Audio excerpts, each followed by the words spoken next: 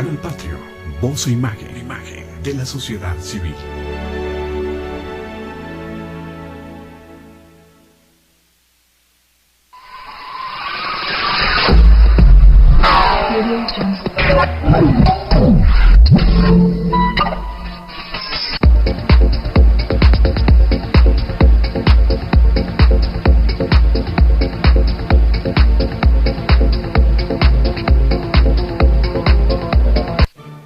Buenas tardes, soy Jesús Zapata en su programa Gestión Social. Los saludamos en este jueves 3 de octubre de 2013, un día muy caluroso aquí en la Ciudad de México. La chamarra ya no se aguantó, tuvo que quitársela. Desde temprano. Desde temprano, ¿verdad? Nos da mucho gusto recibirlos y que estén en contacto con nosotros. Allá, en donde quiera que estén, nos hemos encontrado con sorpresas de personas que están en diferentes puntos, que nos siguen, que participan en el chat o en los celulares, y esto enriquece el programa. El día de hoy tengo el gusto de presentar primero las damas, si me lo permites. Sí, no, adelante. Muy bien. A la maestra en estudios latinoamericanos, Esmeralda Sánchez Marcial. Sí, gracias. Bienvenida. Gracias por la invitación. Encantado, pero además esperemos que le tomes el gusto a este programa y puedas participar con nosotros. Muchas gracias. Además, tú eres doctorante. Inicié mis créditos de doctorante, los dejé ahorita por el momento, pero con todas las ganas de iniciarlos nuevamente. Allá en la Facultad de Filosofía y Letras en la UNAM. Lo que pasa es que el doctorado, bueno, todo necesita mucho estudio, la licenciatura, la maestría y el doctorado. Pero el doctorado, dado los trabajos de investigación que hay que hacer, requiere mucho tiempo de estudio. Te comprendo. Mi hija Claudia está haciendo su doctorado en educación y dice, ay, papá. Sí, es cierto, hay que leer mucho. Muy bien. A mi izquierda, estrella del programa, el filósofo Slaimen Bonilla Núñez, a quien apreciamos muchísimo porque tú has tomado con mucha pasión este programa y nos da mucho gusto esto. No, muchas gracias, Slaimen. Jesús. Sí. Aquí andamos de nuevo y pues qué más gusto, siempre trato de invitar gente de diversas disciplinas y en esta ocasión pues un gran amigo, estudiamos un tiempo juntos en La Salle Filosofía. Excelente. Y pues mi maestra, ¿no? La otra vez hemos hablado de Jorge y yo, que estuvo la vez pasada, distinguimos entre el término... Concertista para piano. Sí, distinguimos entre el término de profesor y maestro. Y la maestra pues fue en prepa ella fue la que... Una de las causantes por las que abrí los ojos, tomé conciencia y me decidí por la filosofía o por alguna disciplina que fuera crítica, ¿no? Era mi motivación. Facilitadora, mira. No, ese es un tema muy interesante. Bueno, como hoy vamos a tratar otras cosas, todo esto nos va a llevar a que tengamos participaciones tuyas en programas posteriores. Sí, a nuestra derecha tenemos a un joven inquieto, Héctor Fabián García. Él es licenciado en Derecho por la UAM Iztapalapa. No, licenciado en Filosofía. Perdón, licenciado en Filosofía, perdón, al revés. Licenciado en Filosofía por la UAM Iztapalapa. Y eres además estudiante de Derecho en la UAM Azcapotzalco. Yo dije, sí, UAM, pero andaba un poco yo norteado. Muy bien. Pero además, tú fuiste fundador del movimiento Yo Soy 132. Pues más que fundador, fui partícipe de lo que se conoció en un momento como la Coordinadora Interuniversitaria, que fue previa a la consolidación propiamente de lo que era el movimiento 132, que cimientos se establece prácticamente ya en la Estela de Luz, es cuando toma gran difusión, pero ahí... Pero antes de eso... Pero el antecedente fue la Coordinadora Interuniversitaria. Sí, un órgano así que consolidado por alumnos de distintas universidades, ¿no? Tanto del ITAM, de la UNAM, de la UAM, de la Salle, de la Ibero, en fin, y fue así como surge en primera instancia esta coordinadora que posteriormente pues se desintegra con la primera asamblea ya general universitaria en CEU, en la Facultad de Ingeniería. Muy bien. Bueno, entonces precisamente del material del día de hoy. Muy bien. Pero además tú eres colaborador en un programa de televisión por internet. Sí, con precisamente soy colaborador ahí con el director de contenidos, que es Terry de Lara, que es el que coordina estos programas, igual que son de debate, donde entre estudiantes de distintas universidades se toman temas de índole tanto nacional como político, como sociales y culturales, ¿no? Mira, puros líderes, no sé, sorprendido, muy bien. Además es un canal hermano, porque es televisión por internet. Sí, exacto. Globalista TV. Ajá, de hecho el canal es televisión, bueno, prácticamente la televisora es televisión integral, sí. Y la sección se llama Globalista TV. Ah, perfecto, entonces www.televisionintegral.tv. Ajá, exacto. Perfecto, perfectamente bien, bueno, pues estamos en el mismo medio. Sí. Una sintonía diferente, pero estamos en el mismo Sí. medio.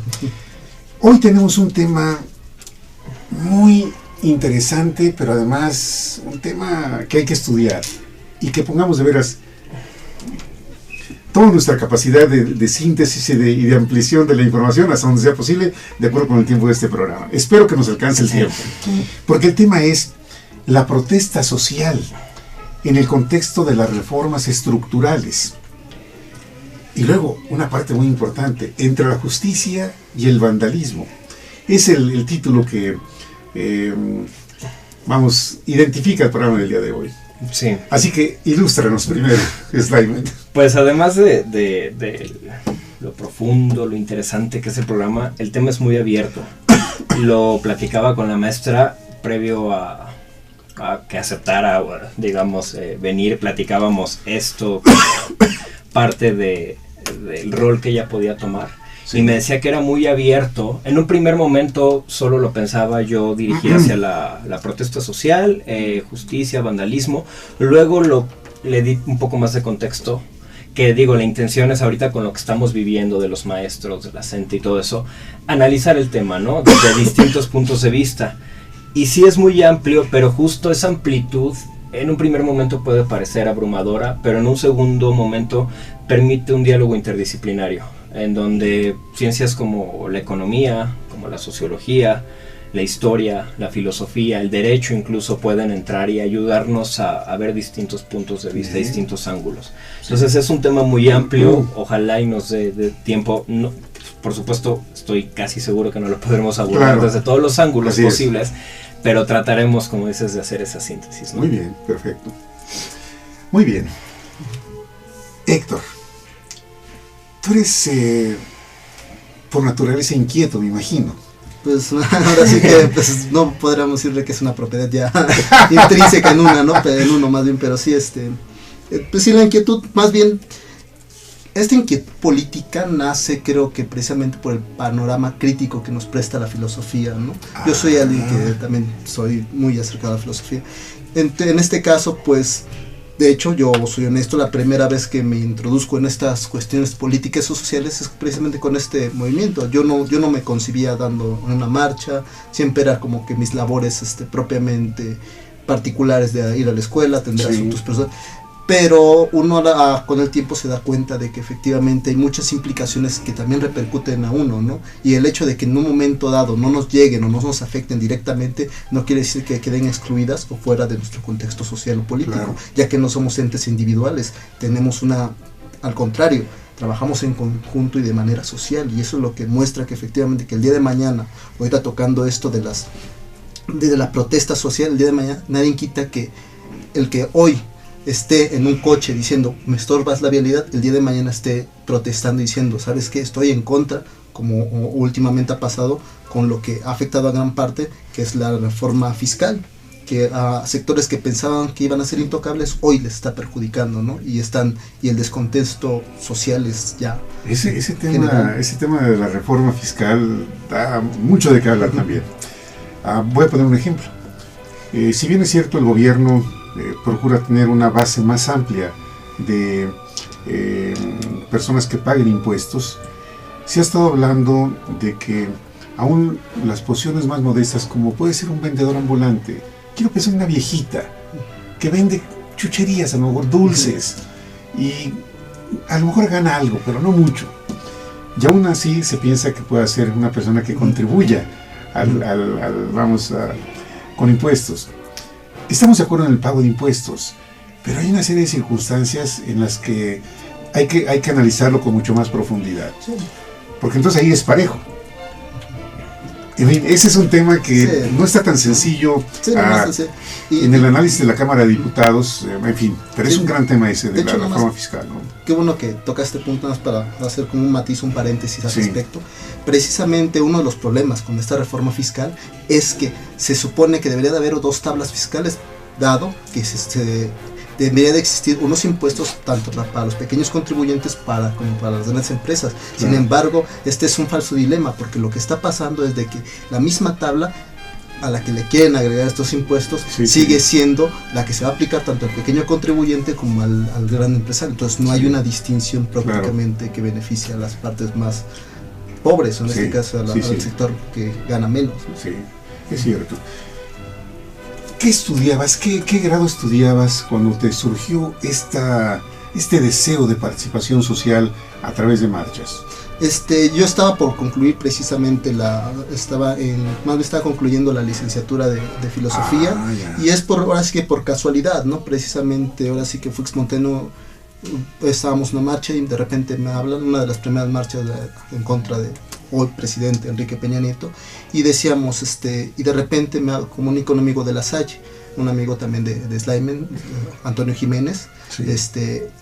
entonces me dice, oye, pues hay una junta, ¿no quieres venir? Y en esa junta me encontré con estos jóvenes que, al igual que yo, pertenecían a distintas disciplinas y tuvieron pues un acercamiento propiamente a la política, y fue como yo hoy lo concibo como una especie de juego, ¿no? Fue hasta pensamos que era un juego la cuestión política, y no es que pensáramos que era un juego, simplemente no alcanzamos a medir las dimensiones o los alcances que esto los tenía. alcances, es cierto. Entonces, sí. posteriormente, pues con el paso uno se da cuenta de que efectivamente hay muchas cosas en la política que uno, por mucho bagaje teórico que pueda tener, al momento de que se presentan las cuestiones prácticas, te rompe las estructuras teóricas y tienes que, ahora sí, que aplicar lo que has aprendido, ¿no? Y no solamente eso, también depender de otras informaciones, otros contextos que se presentan en el momento. Claro. Fíjate que se llamaron la atención porque aquí han participado, tú lo mencionaste, universidades privadas, no únicamente ya la UNAM o la UAM, instituciones públicas, sino instituciones privadas. Dijimos La Salle, es una de ellas. Exacto. ¿Cuál más? La La Ibero. Ibero. La Ibero. El ITAM. El ITAM. Sí. Y bueno, fue muy claro cuando, creo que la Ibero fue también muy manifiesta. Ujú. ah, Bueno, ahora hay que también estudiar la historia del Ibero. La Ibero viene de una corriente jesuita, o sea, es una carga humanística que tiene en el fondo. Cierto, Entonces, es cierto. creo que ahora sí que le rindieron tributo a su legado jesuita al momento de protestar y decir, sabes que estamos en contra de los masacres que se manifestaron a Tenco. Había un choque precisamente con esta paradoja de los medios que infló a Peña Nieto, pero también le generó la contradicción con los medios alternativos de comunicación. Sí. Entonces ese fenómeno fue la efervescencia estudiantil, que decía, yo no me identifico como un sujeto, porque yo al ser estudiante, pues mínimo sé 3 libros, ¿no? Y el señor no conoce 3 libros, y esto se difunde por las redes, entre la comedia y la Sí. parodia política, Sí, sí. se vuelve una crítica social Claro. meramente fuerte, que supo muy bien detectar, que más bien llegó a un sector muy bien ubicado, que eran los estudiantes, sobre todo los de la Ibero, y pues reventó, ¿no? Nunca esperó esa acción. Claro. La coordinadora interuniversitaria fue creciendo Ujú. y luego se llega a este momento de la aparición. ¿Cómo surgió Yo Soy 132? Porque ahí fue como una transición. Es que el movimiento propiamente ahora sí que nace de hecho antes de que fuera 132 ya había una página que se llama Unión Universitaria, que la habían creado alumnos de distintas universidades, entre esos del TEC, entre esos se encontraba Saúl Alvidres, otros chavos igual del ITAM, Mercurio Cadena, en fin. Muchos de ellos ahora sí que se reunieron. De hecho, la primera protesta es en contra de Televisa. Esa era la bandera del 132 en un principio, era ir en contra de los medios, porque mientras en los medios decían que el triunfo de Peña Nieto en la Ibero era contundente, pues los medios, las redes sociales demostraban todo lo contrario. Entonces ellos decían, no a la censura, ¿no? Y esto genera un énfasis que después, entre juntas y juntas, pues fueron consiguiendo distintos postulados, distintos principios, un acta de principios, fueron surgiendo documentos. Entonces cuando nos presentamos a la Estrella de la Luz, nos presentamos diciendo, bueno, el movimiento 132 se declara esto, pero es algo que se da de manera, ahora sí que ahora sí que espontánea, no es algo que se hubiera planeado, sino simplemente entre el contexto y la situación que se fue dando, pues se presentó. O sea, grandes que, ahora sí que como diría, muchos de los que fueron parte de la coordinadora interuniversitaria sin querer se volvieron protagonistas, ¿no? O sea, precisamente porque y pasaron a ser Yo Soy 132. Sí, ajá, y después, ajá. Y de hecho creo que la manifestación más grande cuando ya se consolida el movimiento como tal es en las islas en CEU y cuando se disuelve propiamente la coordinadora interuniversitaria. Desde distintos puntos de vista uno podría decir, bueno, tiene sus pros y tiene sus contras. Sí, efectivamente, el hecho de romper con esta idea de liderazgo y manejar un movimiento horizontal que permitiera que le diera cabida a todo, pero también en algún momento era pues un riesgo porque pues no había una coordinación propiamente directa. Claro. O sea, tenía sus beneficios. Pero también eso es democrático, vamos, participamos todos al mismo nivel. Esa era la idea. Sí. De hecho, la idea cuando se vota en la Facultad de Ingeniería es que esto sea democrático y que las universidades decidan cuál es el modelo que quieren seguir. Sí. Se deciden las asambleas, pues adelante. Claro. Hay muchos interrogantes. Porque aquí solamente lo voy a dejar expuesto para no presente para que vaya a ser un tema de gran profundidad. Porque luego la pregunta es, ¿y quién está detrás de todo esto? Sí. Pensando como si los estudiantes no tuvieran la capacidad de ejercer sus propias facultades y talentos, ¿no? Además, ustedes jóvenes de 20, ¿qué? Sí, entre 21, 24, 29, 28 años, variaba, o sea, sí. no éramos jóvenes. Pero jóvenes, vamos. Exacto. Oye, alguien que todavía, inclusive, me imagino que muchos de ellos todavía sin terminar una carrera profesional. Sí, y ya estaban participando, pues, en esta manifestación pública. Sí. De hecho, yo con lo que me quedo y lo que más me agradó del movimiento fue precisamente que en un primer principio era un diálogo interuniversitario de distintas universidades, sí. Pero también multidisciplinario, porque eran de distintas carreras. Eso demostraba que no importaba las carreras, todos podíamos trabajar en un objetivo. O sea, no todos eran filósofos. Exacto. No todos ¿Había que ingenieros? Ingenieros, algunos de matemáticas, algunos de... Había un chavo de la maestría, no me acuerdo si de la maestría del Politécnico, Carlos Brito, entonces también había distintos... el Politécnico también. O sea, hubo un sector totalmente amplio, o sea, no fue cerrado. Sí. Eso creo que fue lo enriquecedor, porque demostraba que los estudiantes podían coordinar y que no tenían que depender de un sistema partidista, que ellos también pueden hacer políticas desde otros ángulos, ¿no? De otras posturas. Históricamente, los jóvenes han participado, vamos, no es exclusivo de este movimiento actual, ¿no? ¿Podrías manejar algo de información sobre ese sentido? Pues justamente con la maestra Esmeralda tenía pensado tocar ese punto. Tenemos... ¿Me estoy adelantando entonces? No. Vamos por ahí, porque vamos poniendo en contexto. Yo lo manejaré un poco desde el punto de vista filosófico. Sí. Luego haremos mayores concreciones, por llamarles así. Sí. Parece ser... Voy a hablar un poco más de la protesta social de inicio y luego me voy con los jóvenes. Correcto. Parece ser que en México, históricamente, hay varios teóricos que están empezando a utilizar una nueva categoría que se llama el síndrome del Maciosare. Síndrome del Maciosare. Sí. A ver, resulta interesante. Parece ser que desde la conquista, que habría que ver si lo que antes estaba era México, un México prehispánico, un México mítico, si no era México, hay distintos postulados en torno a eso, ¿no? Pero desde el momento de la conquista, el mexicano comienza... ya tenemos... Adelante, por favor. Empieza a tener, creo que hasta cierto punto, delirios de persecución, ¿no? Todos están en nuestra contra. Y empieza lo que también algunos como Zunzunegui llaman la esquizofrenia del mexicano, que es ponerle un esque a todo, ¿no? Es que los españoles, es que Estados Unidos, es que en su momento los conservadores contra los liberales, es que Porfirio Díaz, es que Santana, es que aquí, allá, es que es, ¿no? Es que el PRI, es que Peña Nieto, es que lo que tú quieras. Sí. Siempre estamos mandando la bolita, siempre estamos transfiriendo responsabilidades y desasumiendo nuestro compromiso ético, político, social. La responsabilidad social de cada uno, ¿no? Sí, y en este contexto siempre está la bandera, parece ser muy maquiavélicamente, y me refiero propiamente en el término Maquiavelo, estoy hablando de tal cual de Nicolás, porque luego se utiliza esa palabra indiscriminadamente, ¿no? Sí. Maquiavelo plantea un poco, no recuerdo si en los discursos de Tito Livio o en El Príncipe, que cuando no hay un enemigo concreto, empírico, te lo inventas. El príncipe va a inventar el enemigo contra el que el pueblo se va a unir. Y parece ser que los mexicanos nos hemos ido comportando así, con enemigos imaginarios, y si no, ¿quién es nuestro principal enemigo? El otro mexicano. Este país básicamente creo que se ha construido históricamente, y voy a plantearlo desde la conquista, a base de polarizaciones, de maniqueísmos. Los buenos, que casi siempre es el pueblo, y eso es una falacia de inicio. Nosotros los pobres, ¿no? Los que somos pobres pero honrados. Sí. Contra los ricos, que son los malos. Claro, está basado en un sistema de desigualdades que se puede analizar desde varios puntos, como el marxismo, el liberalismo, lo que tú quieras, la democracia, pero siempre hay una polarización en este sentido.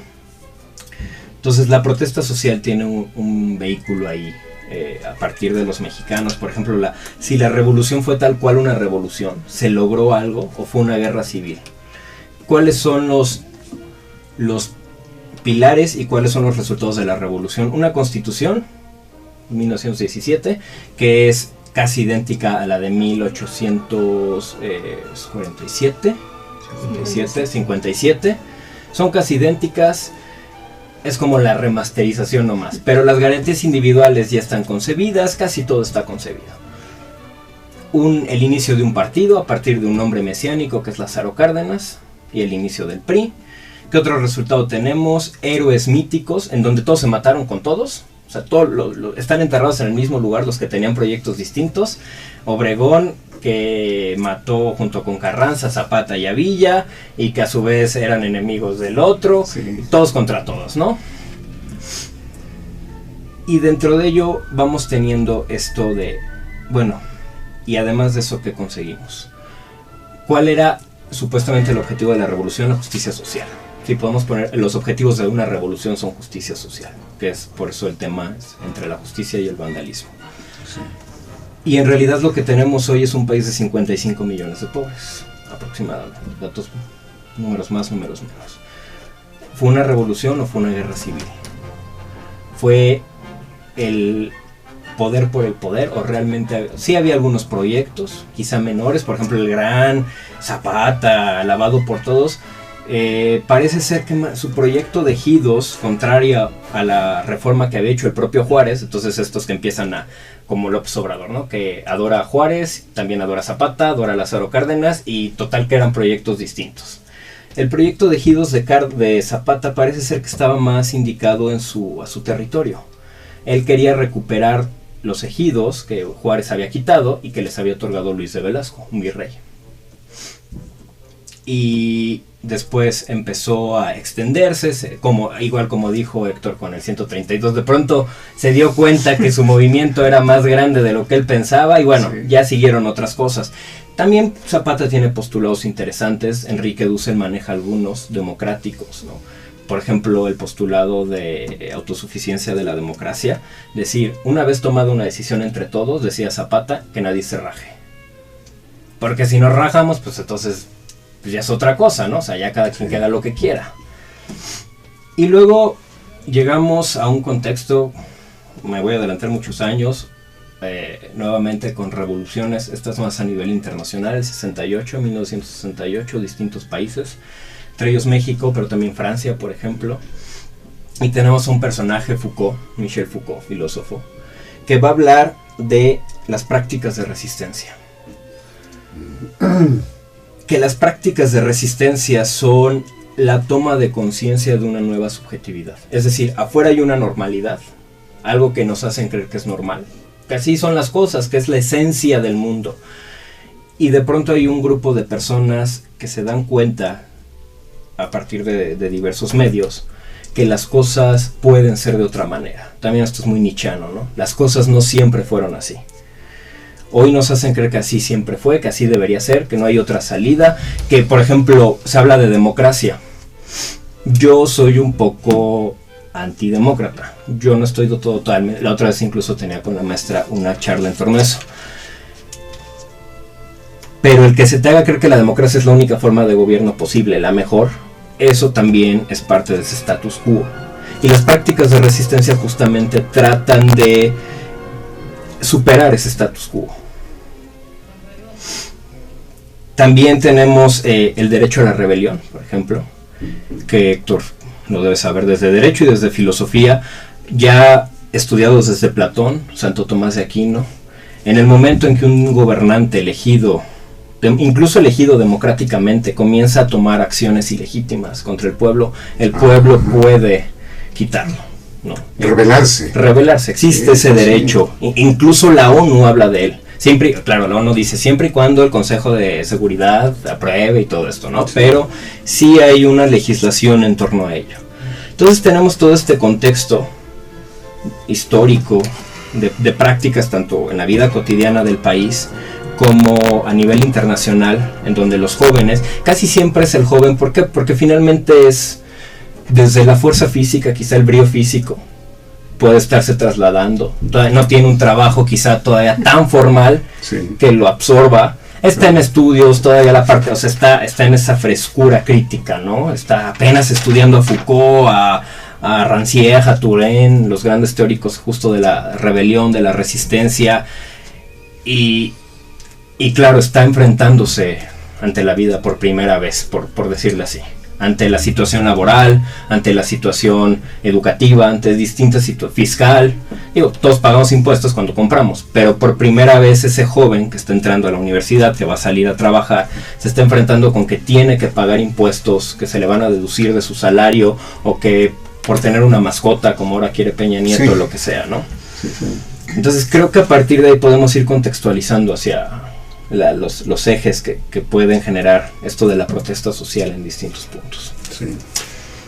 Me llamó la atención cuando mencionaste que desde el principio Yo Soy 132 plasmó las ideas, no únicamente fue la protesta, estructuraron las ideas. Sí, ajá, se saca unos... Nada fácil cuando tratas de conjuntar voluntades diferentes. Uh-huh. Sí, o sea, eran distintas perspectivas, eran distintos puntos de vista, pero se tenía claro un objeto, ¿no? Y era en ese momento, eran los medios de comunicación los que efectivamente tenían el empoderamiento o la opinión pública. Es ahí donde se entra esta cuestión, estos dilemas que actualmente van a tener una implicación muy fuerte a nivel político. Muestra de ello es la marcha que se acaba de presentar apenas ayer sobre los 45 años del 68 y la labor que juegan los medios es fuerte. ¿Por qué?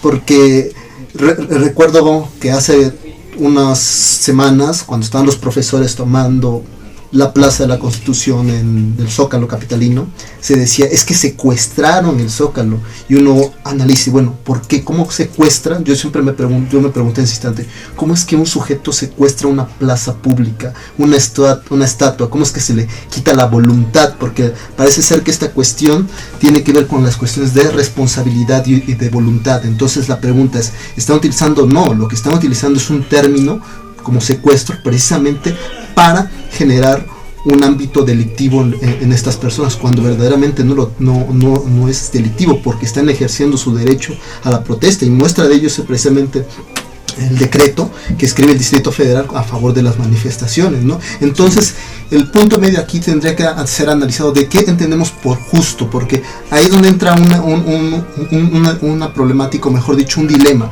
en el hecho de que cuando X o Y persona dice, bueno, es que me estás afectando a mí como tercero. Yo siempre les pregunto, bueno, habría que analizar hoy en día el pretexto de que se tiene vallado el Zócalo capitalino, y yo digo, eso sí es un secuestro, lo que está haciendo ahorita el gobierno federal, vallar, y que uno no puede acceder a la Plaza de la Constitución, con el pretexto de que se están juntando víveres para los damnificados ahorita con los huracanes. Es falso, porque con los profesores dicen, bueno, si había secuestro, digo, yo podría pasar por la plaza pública, porque al final de cuentas el término público apela a eso, a que es de los ciudadanos. Entonces ese derecho tenemos que ejercer, aunque sí estaban sus casas de campaña y todo, pero podías estar dentro de la plaza pública, o sea, no violentaban, o sea, prácticamente no violentaban tu derecho a tránsito, porque ese también es la cuestión, que es el libre tránsito, y aquí vemos claramente que no se puede pasar. Entonces es un dilema en el que los medios no mencionan al respecto, a excepción de los medios alternativos, y entonces se genera este ámbito de opinión pública o de opinión política, ¿no? Que tiene mucho que ver con lo que podemos decir, bueno, hasta qué punto es justo que el empoderamiento de estos medios concesionados como Televisa o TV Azteca tengan la opinión o prácticamente difundan lo que ellos consideren que es lo correcto, lo legal para los ciudadanos, ¿no? Imponiendo prácticamente una ideología, que una ideología nunca va a ser un argumento, simplemente va a ser postulados ideológicos, ¿no? Hipótesis, más no propiamente, o sea, datos concretos o de corte empírico o rígidos. Entonces ese también es un gran problema. Algo que mencionaba Slime, y ahí un poco sí difiere un poco, es cuando él habla de esta dialéctica amigo-enemigo. O sea, parecería ser que en ciertos análisis políticos, como lo dirá más propiamente Carl Schmitt, sobre la problemática amigo-enemigo, es de que aquel que es nuestro enemigo, pues el que está en contra de él, pues se vuelve mi amigo, ¿no?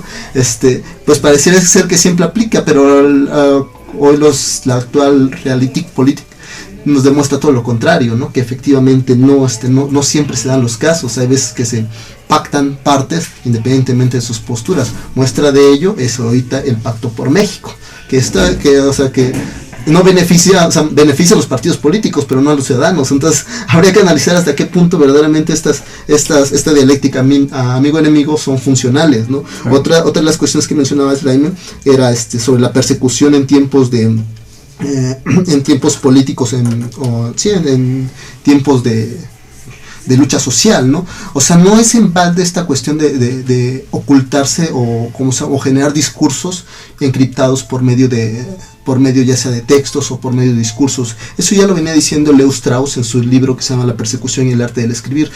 Él lo que manifiesta es que a partir de la escritura, ya sea la literatura, el cine, o hoy podríamos decir el cine, la música, es una manifestación política que tiene una repercusión ya sea cultural, pero que también tiene una interpretación de corte político. Muestra, y a mí me gustaría poner de ejemplo, es precisamente lo que están haciendo actualmente el colectivo Artistas Aliados o el colectivo Los Ingrávidos, ¿no? Sobre todo el colectivo Los Ingrávidos me agrada, que es una propuesta audiovisual también que hace cortometrajes, y lo que está haciendo es una deconstrucción del discurso televisivo. Dice, porque lo que están haciendo es imponerte una imagen, un discurso que lo que hace es como que hacer que exista una idea de la mexicanidad y de patriotismo al cual tú tienes que tender, y por eso tienes que apoyar X o Y reformas estructurales, cuando la verdad no es cierta, no es totalmente la contraria. Entonces ese discurso contrapolítico donde desfracturan totalmente estos comerciales o estos spots es realmente asombroso, porque la imagen llega directamente y se impregna de manera cognitiva en la persona y rompe con estos postulados que cuando uno ve la televisión parece que ya están sentados, ¿no? O otro ejemplo, que ahorita lo que está haciendo Uno TV, a mí me gusta mucho lo que está haciendo precisamente un proyecto que se llama Universus, donde está tratando de que los jóvenes disenten entre ellos, ¿no? Que se genere la cultura del debate, algo que no existía.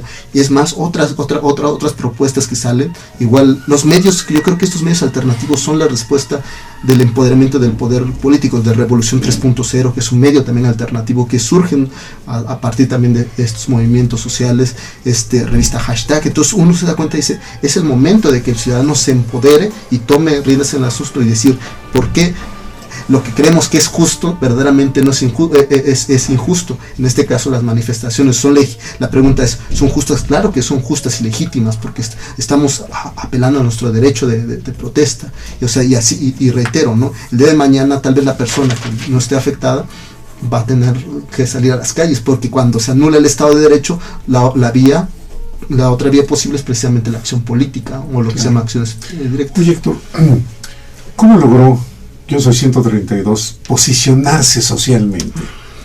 ¿Cuál fue el secreto? Ay, esa es una pregunta que creo que va a dejar, ¿no? mucha tarea a la parte social, ¿no? Desde antropólogos, porque, sí. Yo creo que en parte los mismos medios nos inflaron, pero también nos fueron los que nos atacaron y nos destrozaron, ¿no? Recuerdo que una de las primeras apariciones fue precisamente fue con la compañía que estaba en contra, que también es parte del pueblo televisivo, que es TV Azteca, si yo recuerdo, con Shalala, con Sabina Berna, nos abrieron el espacio, y era como, a ver, ¿cuáles son sus postulados? Y nosotros damos así como que, pues estas son las tracidas, pero entre esa incógnita, yo creo que más bien lo que ellos buscaban, los medios, era como, a ver quién está atrás de estos chavos, ¿no? A ver quién es el que los maneja, pero como no veían o no encontraban precisamente ese hilo negro que tanto buscaban, que existen en los vicios partidistas hoy en día, pues dijeron, pues más nos iban elevando, ¿no? Ellos mismos iban haciendo este constructo. Yo creo que el gran problema fue cuando este grupo o aglomerado de jóvenes que ya se empezó a expandir a nivel nacional, se estaba volviendo una autoridad moral que podía cuestionar y criticar los sistemas de partidos y hasta los mismos medios de comunicación. Fue cuando dijeron, esto es un peligro, esto sí es necesario desinflarlo, ¿no? Y entonces empieza todo el ataque en contra del movimiento, ¿no? O sea, ellos mismos no se elevaron, pero ellos mismos los desinflaron, o sea, con las mismas herramientas y los mismos mecanismos que actualmente están aplicando hoy con los profesores, ¿no? Con la llamada CENTE o con estos que están apelando por una reforma educativa que no beneficia tampoco a ninguna de las partes hoy que existen en el país, por lo menos a las partes pobres. Pásale, Tere, pásale. No. Pásale, Tere. A ver, te voy a pedir un favorcito. ¿Puedes darle asiento a Tere para que ahorita pueda hacer una presentación de ella rápidamente? Sí. Quiero mencionar, porque acaba de llegar María Teresa Acevedo Almanza, ella es madrina de este programa, que ya está por cumplir 4 años el próximo 12 de octubre. Bienvenida, Tere. Haz un poquito tu silla para acá, ¿sí? Cuidado con tus manos. Sí. Eso es. Gracias. Muchas gracias. Buenas tardes.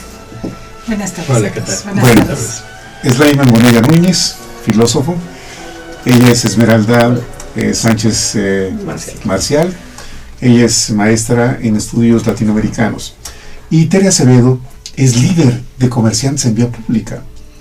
Además de vecinos, pero es una líder que ya tiene muchos años en esto.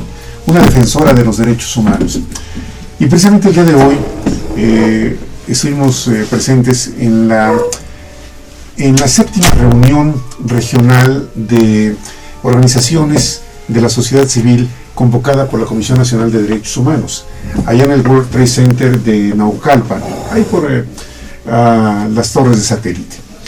Y estuvo presente el presidente de la Comisión Nacional de Derechos Humanos, el doctor Raúl Plasencia Villanueva. Y resultó muy interesante porque hubo temas tan fuertes como hablar del Holocausto. Ese fue uno de los temas del día de hoy. Es historia, como lo estamos platicando ahorita con el Yo Soy 132. Sin embargo, aun cuando el tema, es un tema ya pasado, ya es historia. Sin embargo, siempre hay algo que nos deja por aprender. Hoy escuchamos al maestro Enrique Smelnik, que él es además de origen judío, hablando de este tema. Un tema que abrió conciencias. Y en este caso se hablaron de temas muy en particular y se mencionaron a los indígenas purépechas, que son originarios de Capacuaro, municipio de Uruapan, Michoacán. Y bueno, Tere, pues eres una líder que inclusive tienes una amplitud de comerciantes, entre ellos los indígenas purépechas michoacanos. Y me da mucho gusto que tú siempre estés muy participativa en estos grandes temas, Tere, derechos humanos. Y yo creo que va a ser un tema que también, ahorita no lo hemos tocado específicamente, la parte de derechos humanos en todo este contexto de la protesta social. Sí. Estamos hablando de derechos, Tere, del derecho precisamente de protestar. Es un derecho legítimo, como nacen todo mundo, y se manifiestan en el Zócalo y hacen huelgas de hambre, y en fin, hay muchas maneras. Pero aquí lo interesante es lo que tú como líder haces, Tere. Tú eres una líder que está cercana a tus agremiados. Y voy a poner un ejemplo muy sencillo. De repente, allá en Iztapalapa, las autoridades dicen, pues no cumples con el reglamento y te voy a levantar este tanque de gas. Bueno, algo que es tan sencillo como decir, bueno, pues vas a pagar una multa. Es todo un proceso administrativo, hay que saber con quién, dónde, ¿Dónde está el tanque de gas? Hay que recogerlo, bueno, pagar una multa, recogerlo. Y Tere, tú estás ahí en la acción. Tú no dejas sola a la gente. No, nunca. Nunca la dejas sola.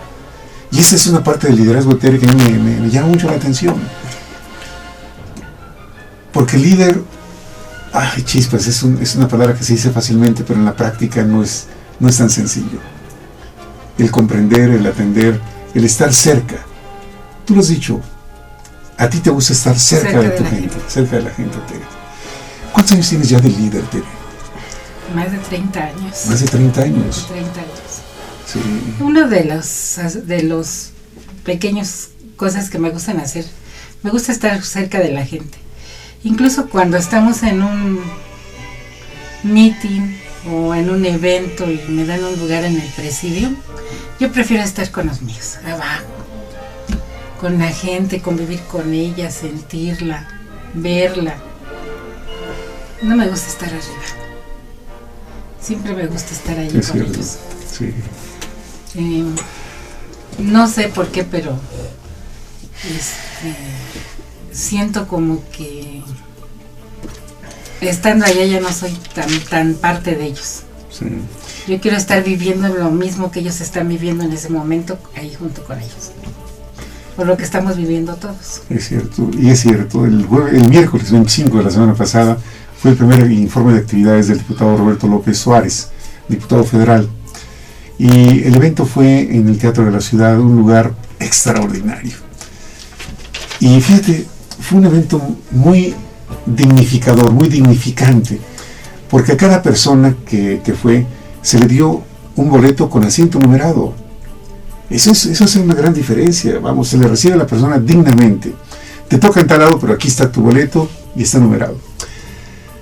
Y bueno, nos tocó estar abajo y Tere decía, yo no me siento a gusto aquí, quiero estar ahí arriba con mi equipo, con mi gente, porque hubo una parte que estuvo en el primer piso y otro en la galería. Y Tere se sentía incómoda. Y a nosotros nos mandan a luneta. Es como que diferenciar, y a mí no me gusta que diferencie. O estamos en un lado o todos juntos, ¿no? Sí. Como que se siente más emoción, más ánimo, más ganas de trabajar. El platicar, el convivir con las personas es sano y es muy bueno. Te tomas una fotografía con el doctor Raúl Plasencia Villanueva, por ahí te vi que... Sí, también usted. También. Fíjate que el doctor Raúl Plasencia Villanueva, a propósito de este sentir, de estar cerca de las personas, cuando terminó el evento, se dio el tiempo suficiente de atender a todas las personas que se le acercaron, a todas. Hasta que salió y yo creo que ya iba rumbo al elevador, hasta ese momento, que ya, yo creo que no había alguien más que haya quedado pendiente, lo hizo el doctor Raúl Plasencia. Admirable. Que alguien se dé el tiempo de poder saludar a todo el mundo, de que doctor me tome una foto con usted, tómesela. O dame un autógrafo aquí. Dieron un paquete de información muy interesante sobre los derechos humanos, con diferentes temas. Por supuesto, los niños, las mujeres. Niños y niñas. Niños y niñas, sí. Los derechos humanos y las diferencias entre hombres y mujeres. Y procuración de justicia, la violación a las leyes. Estuvo bueno, tan buenos los y mañana es temas. el segundo día, porque es 3 y 4. Mañana nada más se dan 2 temas. Sí. Y ya se cierra el... Y ahorita nos salimos antes. Porque dijimos más tarde va a estar el tráfico bien pesado. Sí, es cierto. Sí. Y es que como de un extremo a otro extremo siempre, desde tempranito. Es que imagínate ir desde Iztapalapa a Satélite, se dice fácil, pero en la mañana con el tráfico de esta ciudad, un poquito complicado, pero cumpliste muy bien con tu presencia. Iztapalapa, pero colindando con Nezahualcóyotl y con los Reyes, nada más imagínate. Sí. Tú tienes un reconocimiento, un registro de la Comisión Nacional de Derechos Humanos como Asociación México Nos Une AC. Sí. Y lógicamente eso es una demostración de que cumpliste una serie de requisitos para que te pudiera reconocer la Comisión Nacional de Derechos Humanos. Y firmamos un convenio hoy de voluntades para la participación de las organizaciones. A ver, permítame. Sí, Tere. Es el gafete de participación. Para el 7º encuentro regional de organizaciones de la sociedad civil. Y muy buena relación, ¿verdad? Muy buena, sí, con todos los organizaciones allí. Con todas las organizaciones allí. Son bastantes, éramos como 1000 organizaciones. Sí. Un grupo muy representativo de la fuerza social. De varios estados de la República. 8 estados estuvieron presentes el día de hoy. El estado anfitrión fue el Estado de México. Y también participó el Distrito Federal, Hidalgo, Tlaxcala, Puebla, Morelos, Michoacán y Guerrero. Y lógicamente cada estado tiene sus particularidades en derechos humanos. Este tema de protesta social tiene muchas vertientes. Tere es una líder acostumbrada que si hace una protesta, pues hay un medio escrito primero. No es únicamente la voz, la manifestación, la marcha, la presencia de grupo. Una parte muy importante es qué antecedente escrito se deja ante la autoridad. Parte de una base de diálogo, de planteamientos. Y como lo hicieron Yo Soy 132, por eso me llamó mucho la atención de que hubieran hecho un documento entre jóvenes de diferentes corrientes, y lo hicieron, y lo presentaron a los medios. Eso habla de una estructura de una organización importante. Y eso que no sabían muchas cosas, pero lo hicieron. ¿Cuál es actualmente la posición del 132? Se te escucha la voz, sí, se escucha la voz, sí. A ver si cabemos vamos a ver, ahorita vamos a ver si logramos. Sí. Actualmente el 132, bueno, se separó y no es que se separó, se generaron distintas asambleas, tanto locales como estatales, ¿no? Desde las estatales van desde Querétaro, Morelia, Michoacán, y las locales son como Ecatepec, de la cual en un momento yo formé parte. Sí. Las escuelas, algunas que otras universidades, ya muy pocas. Yo creo que a nivel del Distrito Federal las células que hoy existen ya son casi poco operables, o más bien están constituidas por muy pocos propiamente miembros activos, ¿no? Yo creo que uno de los pocos miembros activos también ahorita están colaborando en medios alternativos y tienen un programa que se llama Todos Somos 132, sí, con Rompeviento TV. Ahí colaboran todavía algunos miembros activos, más de 131 de la Ibero, pero creo que la labor que hoy se presenta es en los estados. Creo que se activó algo que no existía desde hace mucho tiempo, que jóvenes de distintos estados si agarraran esta bandera del 132, la hicieran propia y se identificaran y empezaran a generar nuevos postulados políticos, claro, nuevos modelos de proponer nuevas propuestas políticas. Claro. Pero además en los medios alternativos como es Facebook y Twitter, por supuesto que está vivo. Sí, claro, hacen acto de presencia. Sí, es cierto. Desde el punto de vista de esos estudios que te toca a ti hacer en Latinoamérica, ¿qué papel está teniendo México con toda esta participación de jóvenes, de maestros? Sí. ¿Se puede o no estar de acuerdo? Tú lo has dicho aquí. La parte de la filosofía permite eso. O sea, a ver, estamos aquí, personas que tenemos puntos diferentes de vista, pero estamos dialogando, tratando de cada uno plantear una posición, una idea, un proyecto, una tesis, una teoría, todo esto de lo que tú nos has dicho y nos enseñas aquí como filósofo. ¿Cuál es tu estudio de todo esto? Pues lo que yo he estado analizando últimamente, un poco retomando aspectos que han comentado, es una cuestión integradora. Por ejemplo, en varias ocasiones, tanto Slayman como nuestro compañero acaban de mencionar, pues de alguna manera, procesos. Y desde la historia se tienen que ver así, como procesos de larga, mediana o corta duración. Sí. La construcción del siglo XX ha sido muy importante porque venimos de una guerra civil, como bien Slayman lo dijo, ¿no? Se trata de crear una estructura de Estado lo suficientemente fuerte como para crear entre todo este proyecto democracia. El darle participación civil al Poder Ejecutivo es como el primer elemento importante que empieza a distinguir a México de América Latina, ¿no? Las dictaduras militares siguen presentes en América Latina, sí, y en México hay una construcción democrática. Aquí la situación que debemos de analizar en ese proceso de larga duración es que las instituciones empiezan a fortalecerse, el Estado empieza a crear legitimidad con procesos democráticos. Lamentablemente, bueno, ese es mi punto de vista, pues creando una partidocracia, ¿no?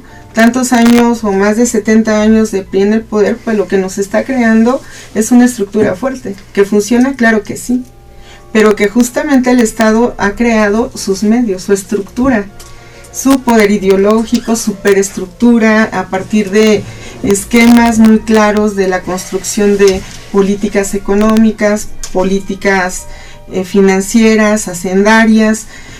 Yo creo que todo esto funciona educativas, ¿no? Sí. Siempre y cuando el Estado preservara su status quo. Pero dentro de este planteamiento de que la historia está en construcción, pues se tiene que ver justamente este proyecto de hegemonía, pero también de crisis, ¿no? El siglo XX nos dio ciertos cambios de paradigma. Ya el siglo XXI tenía que, por consecuencia, que tener nuevos retos, que ya la cuestión, pues, partidista, bipartidista, a veces parecía partido de fútbol, ¿no? Centro derecha, centro, dices, no, aquí es donde la sociedad, en los 90s, empieza a tener, como lo acaba de comentar Tere, una alternancia a las decisiones que el Estado estaba creando como desventaja, ¿no? Porque finalmente la desigualdad es evidente. Tantos proyectos, sexenios con malas políticas económicas iban a generar, a hacer más grande la brecha entre los que tienen pues el control de los medios de producción, aunque suena muy marxista todavía, pero sí, efectivamente la desigualdad es una evidencia. Y el concentrar el poder o pensar que en algún momento la sociedad no tiene voz fue una construcción muy importante de los últimos 10 años de este siglo XX, ¿no? Ahora nosotros ya llevamos 13 años en la construcción de esta nueva historia, de esta historia social, sí, y lo que yo veo es justamente una construcción de diálogo, ¿no? Diálogos entre diferentes colectivos, grupos sociales que están construyendo o están en pos de crear una democratización. Entonces, bajo esta estructura, yo muy recientemente releí el libro de la República de Platón, ¿no? Y una de las frases que me gustaron mucho fue la idea de la justicia no la tiene el poder, ¿no? En esta idea de buscar el hombre justo, el hombre bueno, hay consensos finalmente, el que nosotros desde el aula, yo tengo que pues liderar esa postura porque soy docente, porque educo a una de las estructuras cambiantes, ¿no? De México, que es la educación media superior. ¿En dónde estás como docente? En la Escuela Cristóbal Colón. En la Villa. Eso se con Lulú, con Miss Parodi. Marilu, saludos. Mira. Lo que son los caminos, sí, no. Marilu es una persona muy apreciada, conozco la familia de ella. Raúl Alfonso, su esposo, en paz descanse, fue mi amigo por muchos años, así, muchos años. Me da mucho gusto, Fíjate, cómo los jóvenes, desde esta perspectiva que tú nos has planteado, Esmeralda, del avance en la democracia, vamos, el hecho de que haya la posibilidad de que se puedan expresar, ser escuchados, ser difundidos, con todos los peros que pueda tener, pero están proponiendo, y por lo visto este punto de vista desde acá, decir, a ver, desde esta perspectiva latinoamericana, México está avanzando en la democracia. Sí, yo creo que es muy importante, por ejemplo, hace un ratito que escuchaba al compañero, a Héctor, es un poco como esta idea de que la protesta social se está construyendo, Pero justamente el punto de partida que a mí me parece muy importante es que el Estado deja de ser solamente el que vigila y castiga, ¿no? La creación de estas instituciones de derechos humanos o artículo 19, que ayer seguí muy de cerca la crónica, es muy importante ver cómo en tiempo real en un movimiento se hace evidente los abusos de poder, ¿no? A mí me cuestiona mucho esta situación donde si está focalizado el llamado grupo pseudoanarquista o anarquistas, no puedan distinguir la fuerza pública entre un periodista, entre una piedra y una cámara. Es bastante absurdo. Ni un diputado local, ¿eh? No. Porque el doctor Rodolfo... complicado, ¿no? Rodolfo... Ondarza Rovira. Lo detuvieron, ¿eh? Así. Sí. Yo creo que después se identificó y es posible que los policías se hayan disculpado. Pero por lo pronto, ahí lo tuvieron detenido como una hora en uno de los vehículos de la policía. Es cierto. Yo les puedo hacer una pregunta. Sí. Yo soy de la sociedad civil y yo soy de una generación que viene casi cuando no cuando termina la revolución, pero sí un poquito después. Pero mis padres o mis abuelos sí la vivieron. Sí. Entonces nosotros tenemos otro sentido de las cosas y de la vida. ¿Ustedes cómo le han hecho para que sus papás o su familia, no las autoridades, les permitan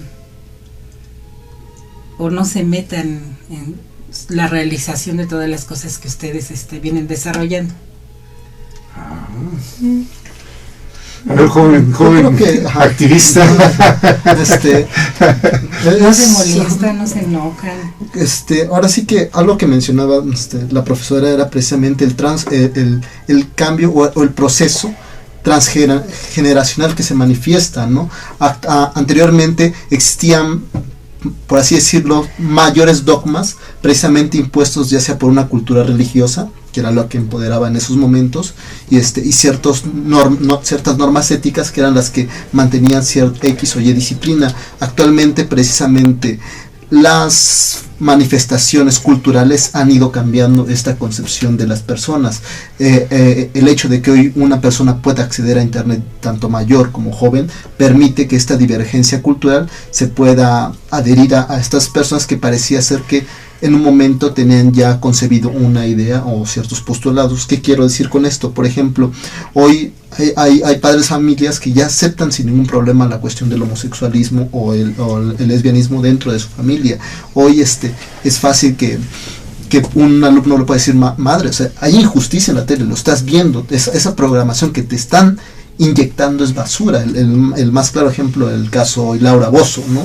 Que le dice a Carmen Aristegui que lo que ella hace es un show, es un espectáculo y no reportaje, ¿no? Y que lo que ella hace es cosa seria y usa elementos de... Entonces es casi...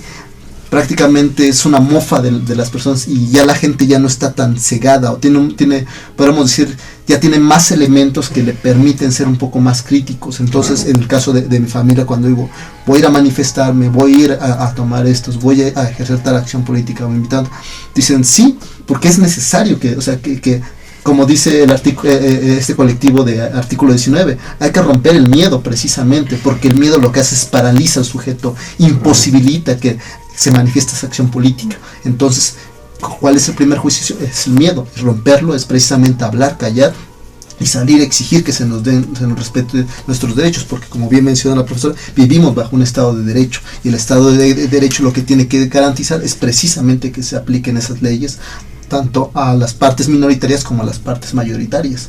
O sea, ese es el punto medio de lo justo, o de lo que podemos llamar correcto. Yo contestaría, para no repetir, estoy de acuerdo en todo lo que acaba de decir Héctor.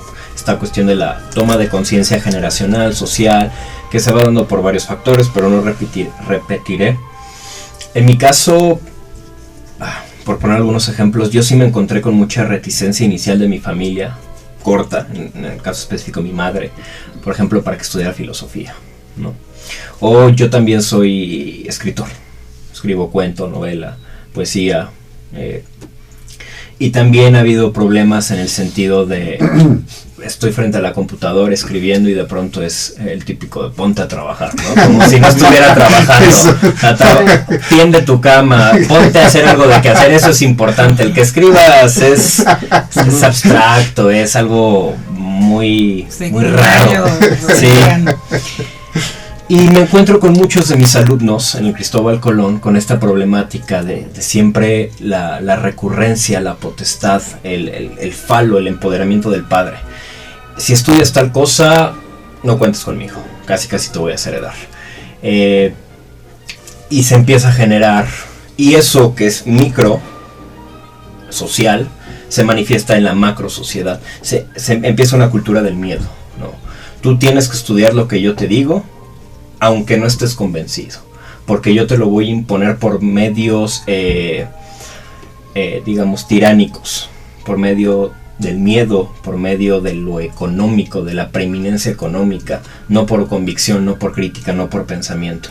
Entonces, yo creo que yo lo resolví y siempre se los recomiendo a mis alumnos a partir de un concepto que aprendí por primera vez con la maestra y que después se ve mucho en la filosofía, que es el de autarquía. El empoderamiento de uno mismo, la capacidad de gobernarse a sí mismo independientemente a veces del contexto social. No que el contexto social no nos influya, no que no sea importante, pero a veces salirse justo de esa vorágine y ser capaz de tomar sus propias decisiones cada quien. Agarrar los dos que tenemos, pantalones, agarrarnos los pantalones, fajarnos bien, y si mi papá me dice yo no te voy a apoyar, lástima, yo voy a estudiar lo que quiero. Y incluso si, ahí viene otra vez, ¿no?, esta parte de la rebelión. Si me tengo que rebelar, si para estudiar lo que quiero tú no me vas a dar dinero, pues ni modo, estudio y trabajo. Y me quiebro el físico, me quiebro los sesos, pero mi determinación se genera a partir de la libertad, y creo que lo primero que debemos hacer siempre es ser fieles a nuestra libertad.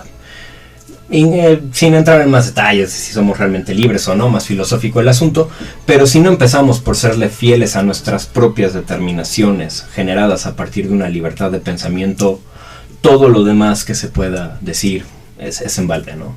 No hay, el Estado va a ser finalmente un Estado tiránico, vamos a vivir en una cultura de miedo, en una cultura impuesta, no sé, no puedo reclamar, ¿no? Eso es muy importante. Si no hago, inclusive la renuncia de la decisión de la libertad es libertad ya. Si dejo de hacer, entonces lo que no se vale después es reclamar. Y eso se aplica en toda la vida. Tengo el caso de un amigo que terminó con su novia y ahorita andan en planes de regresar. Lo único que le dije fue: piénsalo bien, porque después, si te repite la misma dosis, lo que no se vale es chillar, porque ya sabías. Claro. Entonces ahí es donde entra tu libertad. Hacerse tontos, pues algo va a pasar, un milagro, y llegará el Espíritu Santo, pero entonces no estamos tomando las riendas y no podemos. Gente, Slaime, Tere es mucho más joven que yo. Sí, eres más joven que yo. Pero mire, contador, hay algo todavía en el aire aquí. Bueno, conmigo. Es que sí me inquieta mucho. Nosotros fuimos jóvenes y en nuestros tiempos también nos rebelamos. Nosotros somos de los años 60, cuando se vino el rock and roll y todo eso. Bueno. Y también nos rebelamos a nuestros padres, ¿no? Nos salimos se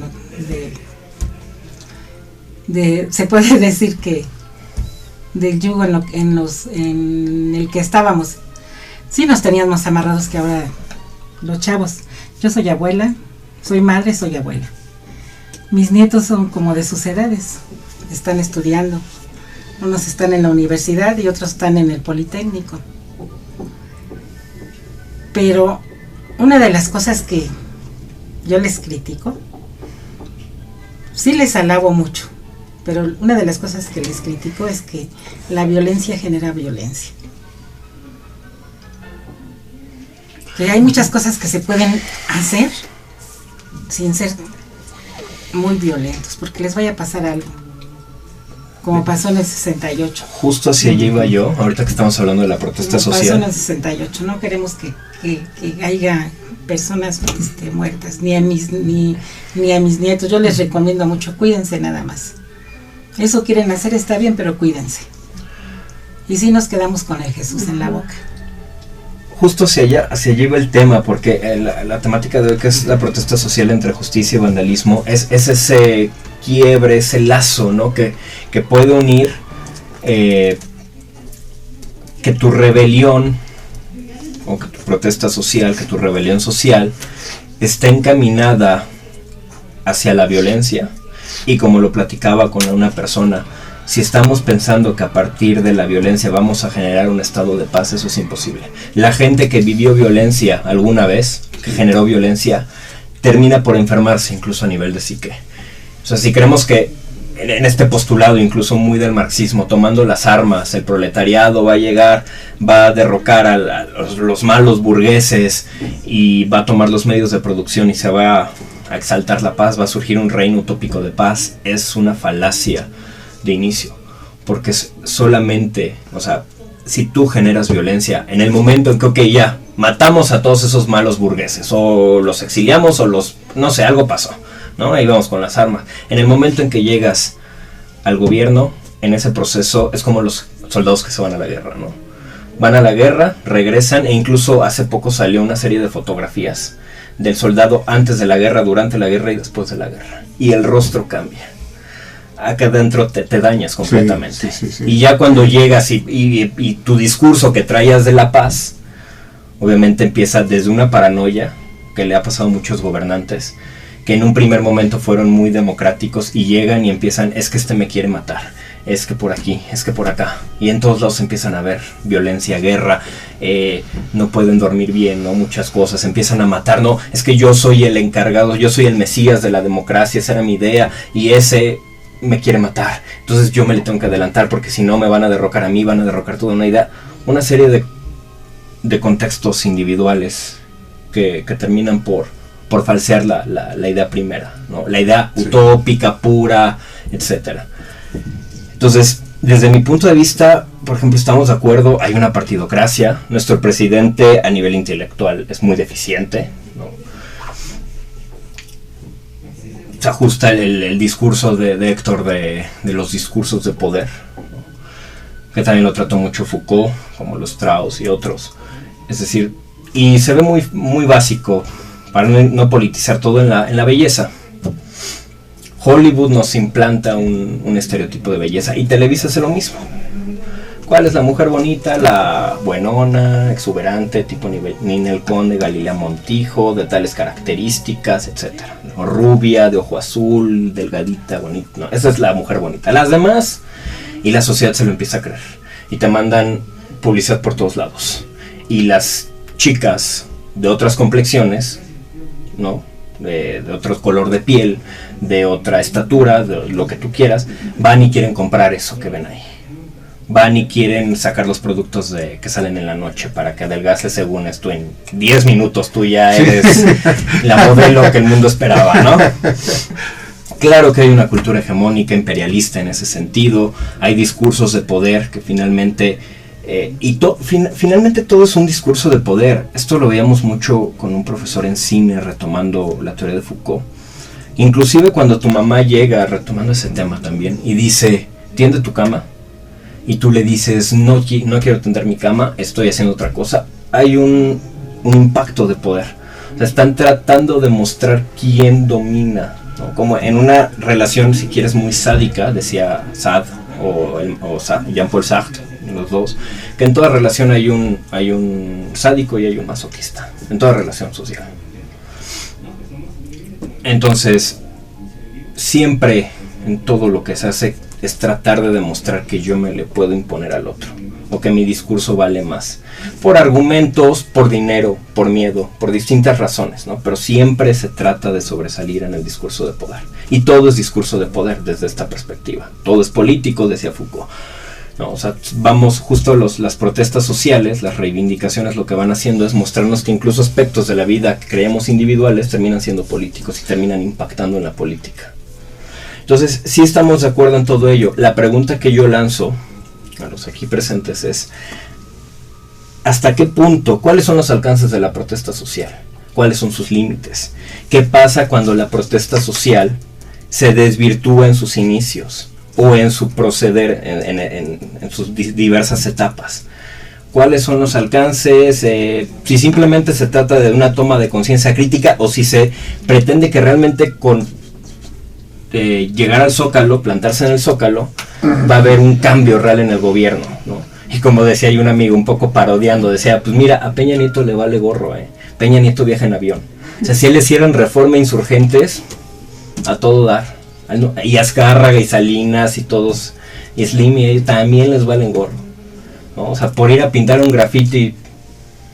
Entonces, esa es una pregunta, ¿hasta qué punto? Yo voy a dar un caso. De la desvirtuación, el fin de semana pasado, justo en AFS, que ya hemos platicado, conocí a 2 profesores de Oaxaca en un congreso nacional. Y ellos me dijeron que se les había pagado por venirse a manifestarse, que se les obligó. Bueno, obligó entre comillas, ¿no? Nunca te pueden obligar finalmente, pero el sindicato los presionó. O sea, ellos no lo hicieron por convicción, sino que el sindicato les dijo, o te vas a manifestar al DF, o te pongo una sanción como sindicato. Ahí hay una desvirtuación ya del movimiento social.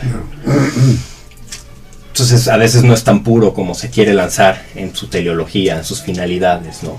1, 2. Cuando estuve en Corea, no he podido verificar este dato. Se hablaba del derecho a la protesta, existe y nadie lo niega.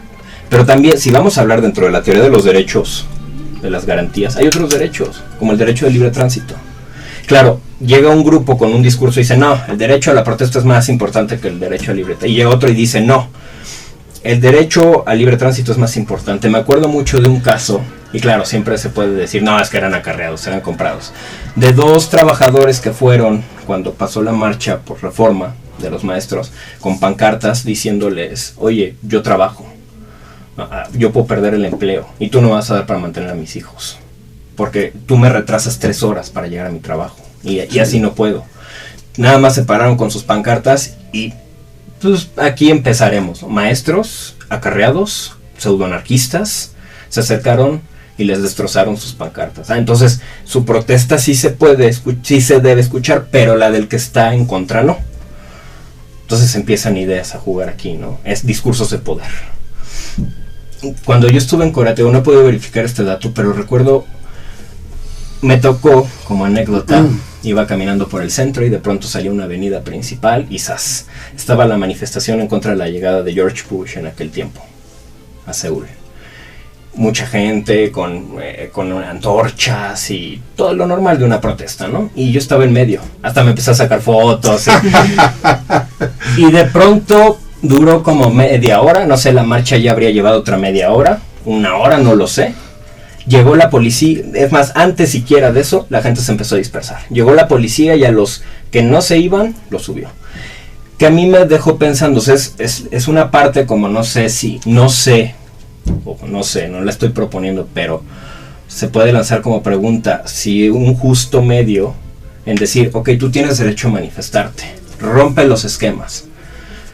No sé hasta qué punto si la manifestación se institucionaliza, ya no es manifestación, ya no es rebeldía, claro.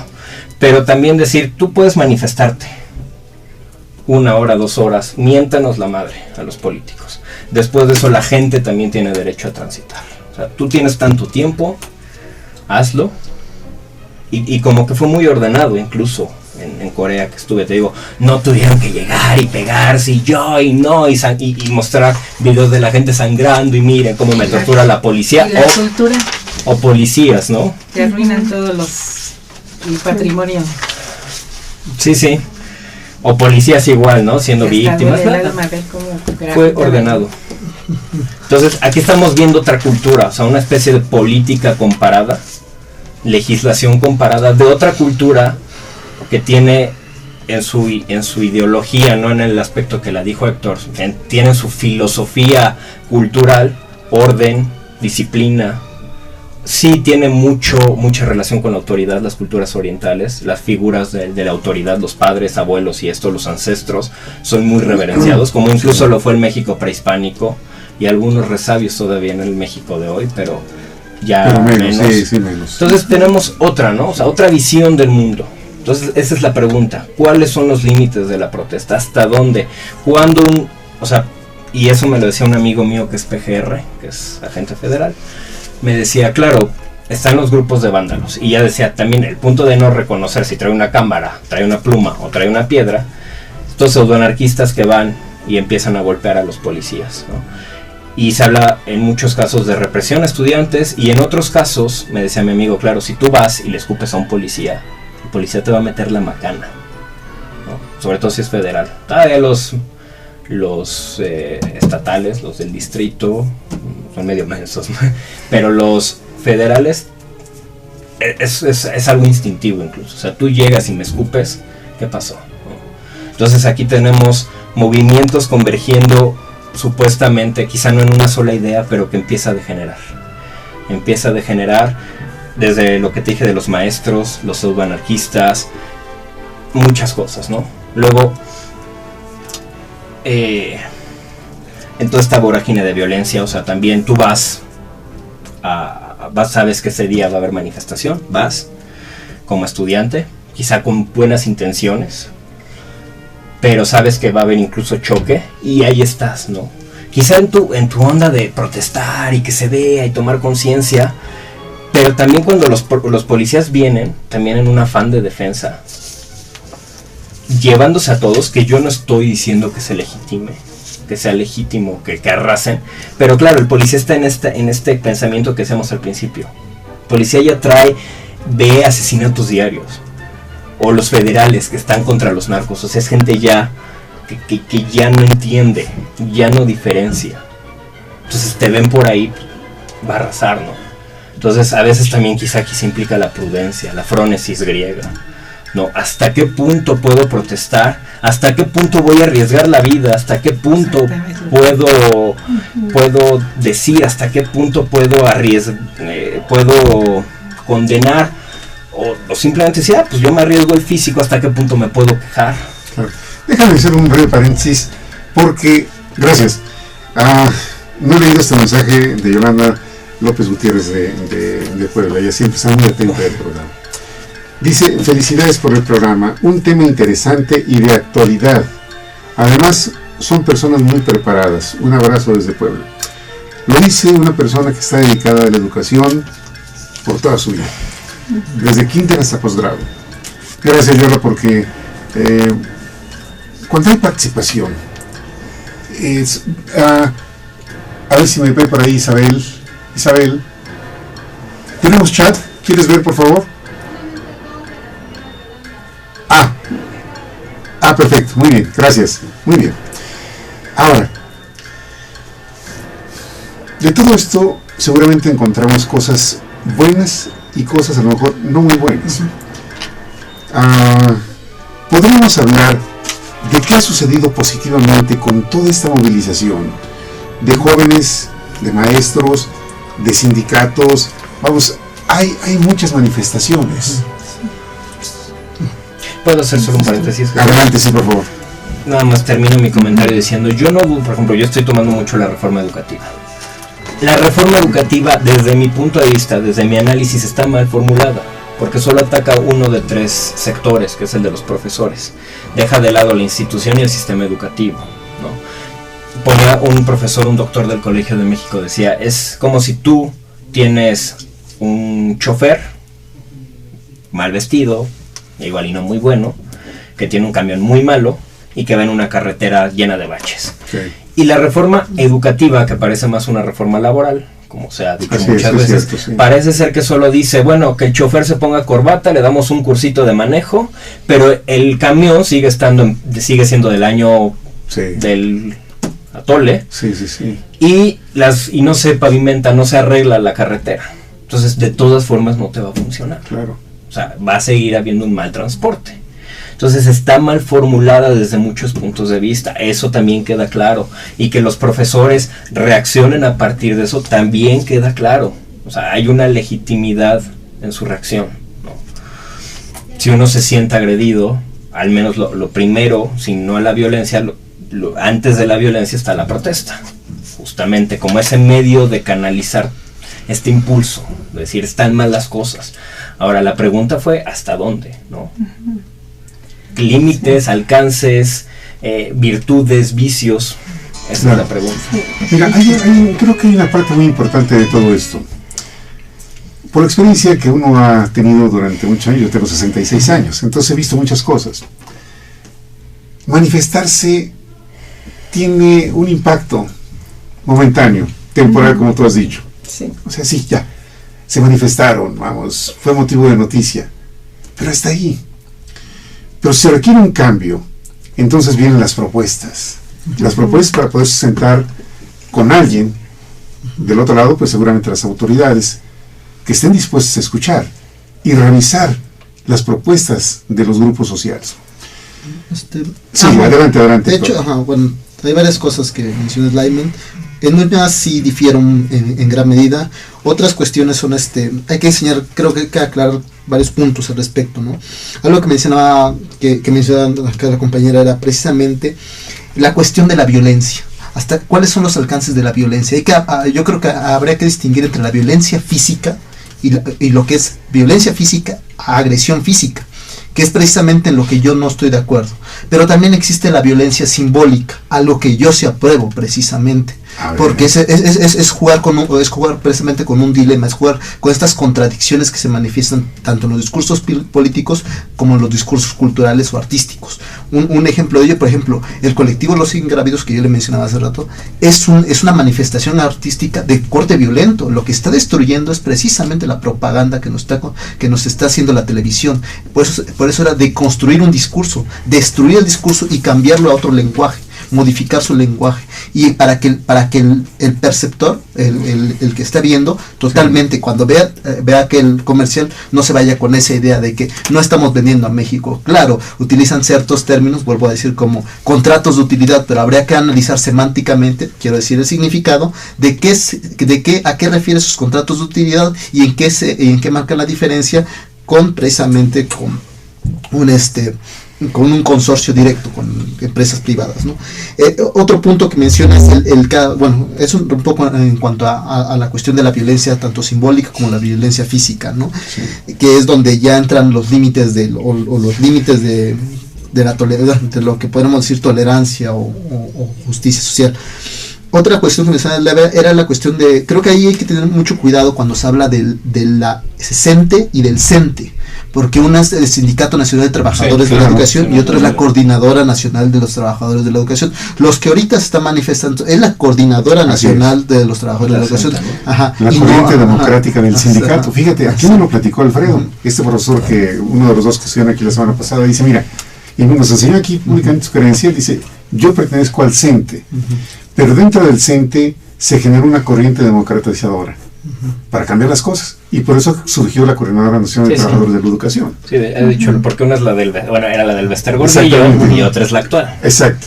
La que está ahorita manifestándose, son dos. Entonces, la coordinadora, precisamente, la cuestión es con la forma en que afecta esto a nivel institucional, sobre todo. De hecho, ya lo ha querido asimilar, no directamente, pero Chaufet ya más o menos están dando a entender que era una reforma laboral que iba aunada a una supuesta reforma educativa que prácticamente desbeneficia a los profesores, y que se piensa aplicar desde el 2014, tanto a nivel de licenciados en filosofía o licenciados de historia, a mayores niveles, ¿no? A mayores docentes. Por eso del video que mencionaba del sociólogo del Colmex decía, pues es que tengo miedo, o sea, hay que ponerse a cuestionar, porque entonces, ¿cuál es el papel de la SEP que va a jugar? ¿Para qué existe esta institución si la que ahora nos va a evaluar va a ser un órgano autónomo al que no le podemos precisamente aquejar nuestras dudas? Cuando dices, bueno, entonces ¿dónde queda la labor de la empresa? Pero en fin, ese es un tema muy, muy quisquilloso. Regresando un poco a lo que menciona Slayman respecto a los alcances de la protesta social o los límites de la protesta social, aquí este es el gran problema de lo que se conoce como la regulación de las marchas.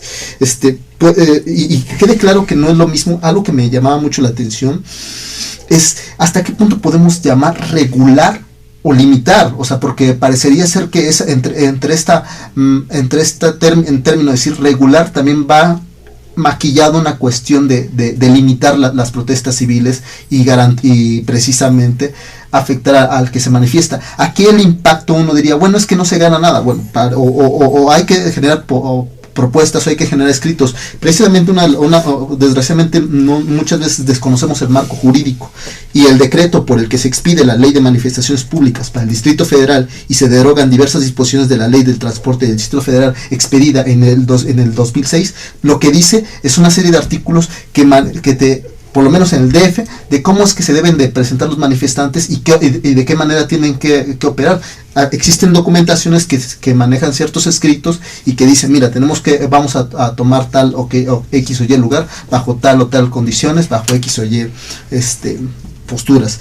Aquí, y es donde entra el conflicto, porque ¿qué pasa cuando estas garantías que son a nivel legales no se te respetan? Entonces uno diría, la violencia es legítima, este tipo de acciones violentas, no de corte físico, sino de manifestación, de estar plantado en el Zócalo y simbolizar ese acto de rebeldía o en contra de este sistema que te está suprimiendo tus derechos, ¿es legítimo? Uno diría, pues entonces sí, porque hay quien prefiere, por ejemplo, una huelga de hambre. Ajá. Es otra manifestación. Ajá, exactamente. Y no violenta físicamente, pero vamos.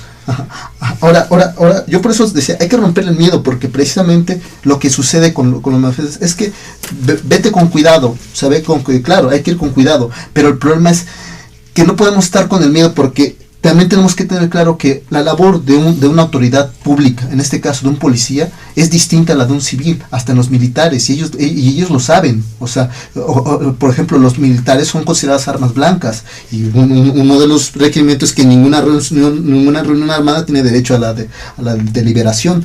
No se te olvide que a las madres nos duele mucho. Sí, o sea, claro, les duele, pero aquí la pregunta es, no podemos quedarnos callados ante las violencias. La profesora decía algo muy interesante. Hoy la propuesta de artículo 19 de este colectivo es interesante porque es en tiempo real, están grabando. Lo que pasa es que muchas veces se consigue, por eso decía, los medios juegan un papel muy importante. En este colectivo muestran cómo jóvenes, usted pone el caso del profesor, pero hay otros ejemplos donde como transeúntes que no tienen nada que ver con la manifestación, están parados, llegan las autoridades y los golpean, el cuate se quita el casco y lo golpea de una manera sádica y ofendiéndole, y dices, bueno, ¿qué sucede? O sea, ante esa inercia uno no se puede quedar callado. Entonces dice, es gente que ni siquiera tiene que ver con la manifestación y que está siendo perjudicado, y ni siquiera por estas personas que se están manifestando, sino por las propias autoridades que están violando sus derechos y sus garantías individuales. Entonces dices, ante ese esquema de violencia, el hecho de que estas personas de repente se defiendan y le arranquen el casco, ¿es legítimo? Pues sí, aquí el problema también habría que analizarlo en términos a niveles macro y no a niveles micro, porque uno podría decir, bueno, entonces el problema es por parte del agresor, que es la autoridad, y a la cual no se le castiga conforme a la ley, pero también el problema es del sujeto que está pasando por aquel momento. Me parece como una contradicción, un absurdo. Entonces, bajo esos parámetros, el problema es que hay que sintetizarlo y hay que verlo claro. El problema es del Estado.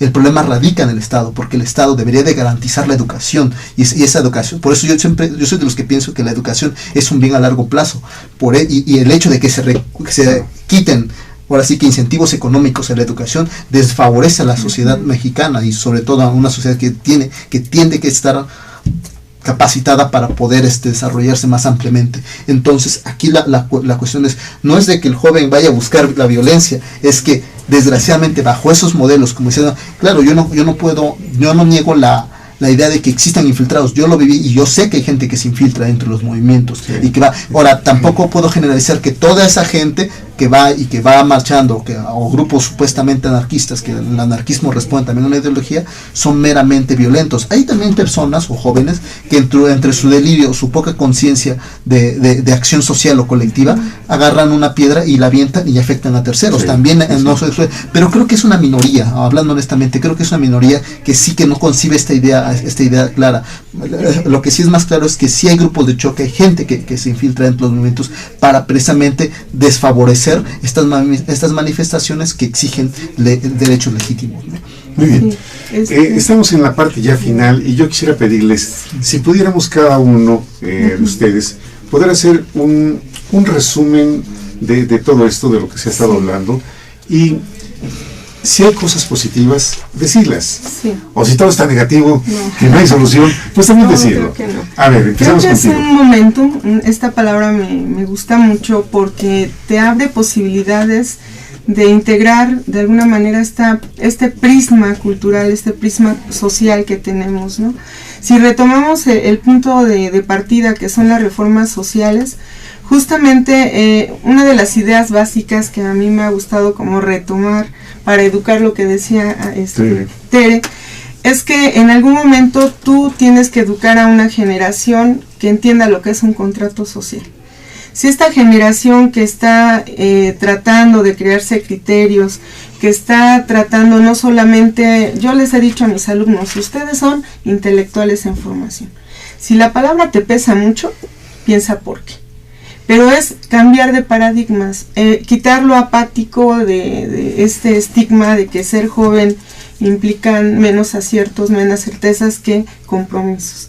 Entonces yo creo que en este momentum el compromiso social es muy importante. El que tú en algún momento puedas decidir, ejerciendo tu voluntad, de pertenecer a un gremio, a un grupo de estudiantes, de hijo de familia, de trabajador, pero con una conciencia.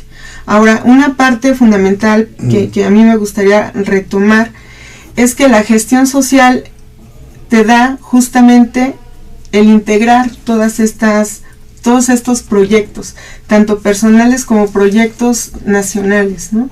Si tú no te sientes parte de, vas a despotricar con cualquier tipo de manifestación social. Yo no soy muy copartícipe de la tolerancia, pero por un principio, porque yo creo que uno expresa muy claramente el sentido del respeto, de la dignidad humana. Entonces, en algún momento tú llegas a tolerar al otro cuando se rompe ese respeto. Entonces, el contrato social sigue vigente. Es una cuestión donde tú ya estás decidiendo, ¿no? Estos grupos sociales deciden a partir de una voluntad preconcebida, pero pues el problema aquí, como ya lo han estado comentando, pues no es una reforma aislada. Las reformas estructurales están integrando toda la estructura del país. No es como tú dices una reforma educativa, es la política educativa, donde el 25% se va a gastos de burocracia y el 2% de educación. Es verdaderamente pues desleal, ¿no? Es traición a la patria. O sea, no podemos seguir bajo un velo donde las cosas no quedan claras, ¿no? Sabemos que económicamente un país puede activar su economía siempre y cuando tenga una recaudación fiscal. Son cuestiones en el tintero pendientes que pues lamentablemente los sectores políticos negocian y favorecen con esta aberración de este proyecto de reformas a partir de pactos por debajo del agua, ¿no? Yo creo que sí se tiene que reestructurar hasta los discursos políticos, ¿no? Empezar a trabajar hasta la hermenéutica para hacer nuevas protestas. Me parece que también es una parte importante. El arte también retoma la protesta. Hay arte que está en pos de los derechos humanos, de la democracia. Creo que ya es lo que Sleiman comentaba, en Corea es 1 hora para poder expresar tu desacuerdo. Se separa a la gente y siguen sus actividades, ¿no? En Japón lo que hacen es trabajar para producir más y crear un impacto en los activos del capitalista, ¿no? Creo que sí nos falta revoluciones un poco más intelectuales, ¿no? Educar es la base y estoy convencida de ello, ¿no? Muy bien. Yo concluyo diciendo, bueno, hay muchos temas. Ahorita Héctor sacó la violencia simbólica, híjole, es un tema. De hecho, ayer lo estaba tratando con un alumno y creo que también hay que matizar cuándo la violencia simbólica es legítima, cuándo es ofensiva, cuándo es burla, ¿no? Ciertos símbolos, como puede ser, yo no soy cristiano, no soy católico, pero estas páginas, respeto a los ateos, hay ateos que me parecen impresionantes desde su pensamiento, su postura, pero estos otros que suben videos o imágenes denigrando la figura de Cristo, como podría ser la de Buda, o podría ser, es como llegar, mi madre es un símbolo, una madre es un símbolo, finalmente. A nivel físico es una mujer como cualquier otra. Pero para mí es un símbolo, porque me dio la vida y entra la parte hermenéutico-simbólica. Si alguien llega y le escupe, va a pasar algo, ¿no? Va a haber una violencia simbólica, además de física, de una agresión física, ambas entonces te voy a ir matizando. Siguiente, lo que dijo Héctor, yo no estoy estoy totalmente a favor. El policía que se quite el casco y le pega al que no tiene nada que ver, al que debe juzgarse es al policía en ese caso, como en el caso de los anarquistas o pseudoanarquistas que le prenden fuego a los policías, habrá que juzgarlos a ellos, y si un policía inició, habrá que juzgarlo a los dos. En el caso de la persona que solo pasaba por ahí, evidentemente hay una inocencia, y yo a lo que iba es también, y no miedo, no debe haber miedo, pero prudencia, en el sentido de, si sabes que va a haber algo, o sabes a lo que vas, o para qué, como dice un amigo, para qué le buscas chichis a las hormigas, sí. ¿No? O sea, sabes a lo que vas, claro. Tampoco eres idiota para saber qué puede pasar, ¿no? Sí. Yo la conclusión que saco es que de esto debe haber un cambio de paradigma, como dijo la maestra. Y ese cambio de paradigma yo creo que debemos aprender también a revolucionar las revoluciones. Porque a veces ya están estancadas en ciertos criterios y paradigmas de otros tiempos, de otras historias, de otros paralelos, de otras necesidades.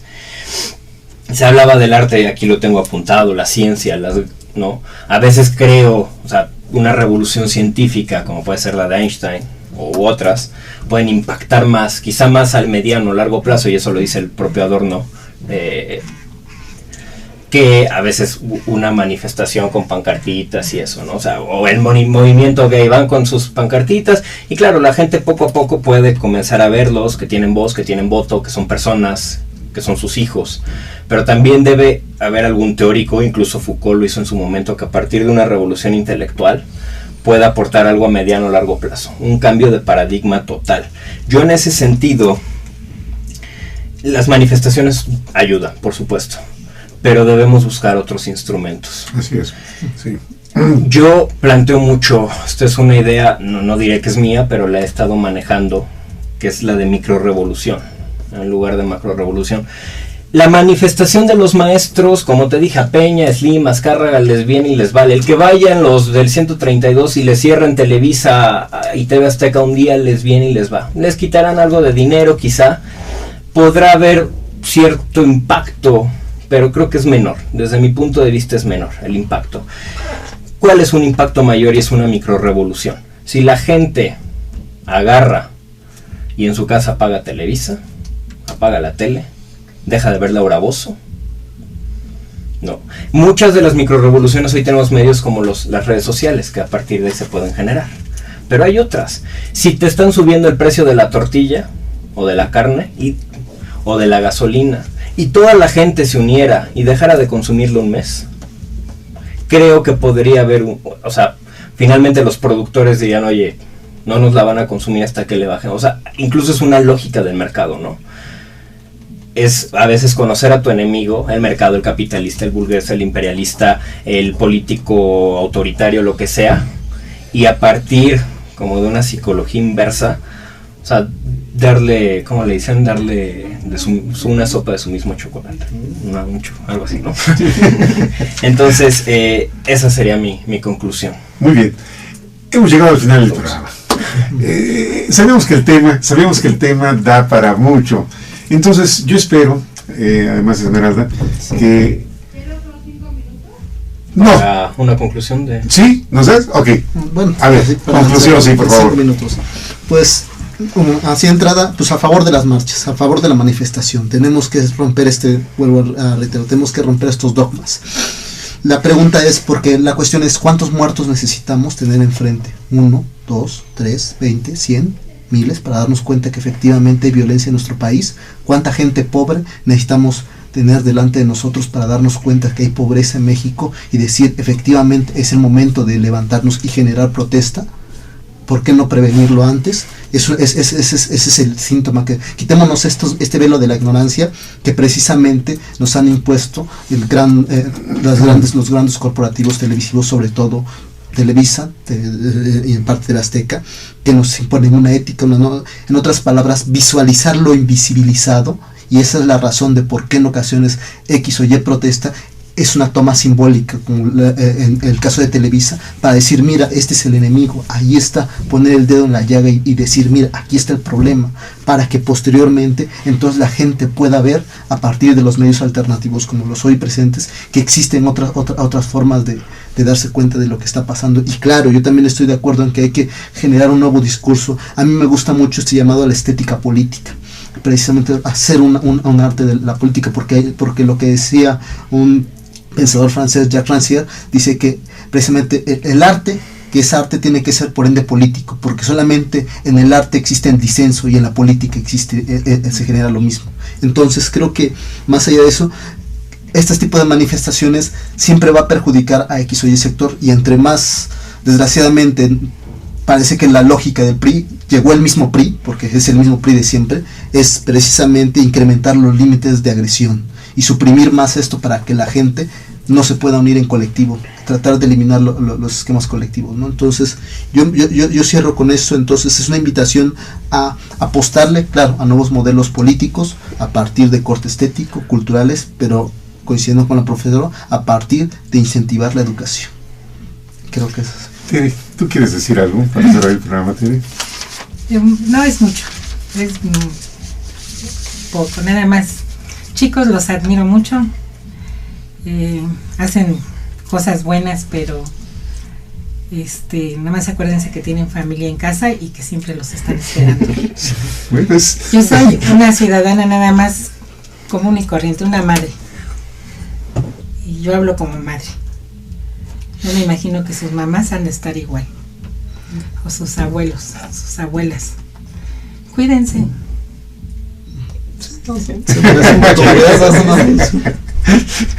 Yo también como abuelo y como mamá estaría pensando igual. Muchas gracias. Son muy valientes, la verdad. Yo me manifesté una vez y me encerraron hace poco, en marzo. Terminé detenida. Sí. Y ahí, como dice usted, sí existe, desde Aristóteles. Y no fue con el PRI, fue con el PRD. Una cosa es la cobardía, otra cosa es la valentía y otra cosa es la temeridad.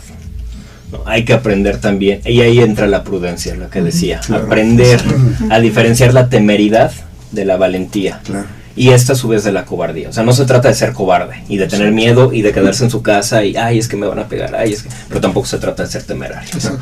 Fíjate, esto da pauta también a muchos temas. Uno de ellos es la construcción de la paz. O sea, ¿cómo logramos vivir en paz para que las mamás no se preocupen, como el caso de Tere, que es mamá y abuelita? El caso no, yo creo pasar. Pero la prudencia no es miedo. El de Sicilia. El Sicilia es un movimiento a favor del paz y que trata de articular un nuevo discurso totalmente de manifestación hasta de sistemas un tanto orientales, ¿no? de este esquema de paz de no violencia ni tanto simbólica ni tanto física. Habría que analizar también, es un discurso muy amplio también de este tipo de movimientos que generan otra vertiente. Pues ahí dejo yo un tema. Claro que sí. Construcción de la paz. ¿Cómo logramos? Pero ese ya no es tema para el día de hoy. Ya no hay tiempo. Además, aprendí mucho con ustedes, ¿eh? Muchas gracias. Fíjate que eso me impresiona mucho porque uno siempre tiene la oportunidad de aprender. Y tú nos has enseñado muchas cosas, Slaine, Gracias. como filósofo. Y ahora tú, Héctor, No, gracias. como filósofo y también como estudiante de Derecho. Y tú, Esmeralda, eres muy serena en tus juicios. De veras, me tienes sorprendido.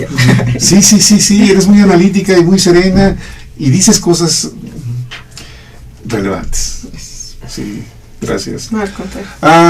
Ahora sí llegamos al final del programa. Llegamos al final. Buenas tardes y muchas A ver, gracias. vamos a ver. Te ponen los... Ya, ok. Les agradezco muchísimo a ustedes. Primero las damas, Esmeralda, gracias. Tere, muchas gracias. Gracias, Elaine. Gracias. Gracias, Héctor. Gracias a ustedes por siempre estar con nosotros. Los esperamos aquí la próxima semana, el martes, porque va a estar con nosotros la profesora Estelita Maldonado Chávez, quien fue fundadora y directora de la telesecundaria número 0039 en la colonia La Pradera, allá en Gustavo Amadero. Los esperamos aquí el próximo martes. Pásenla bien. Hasta pronto. Listo.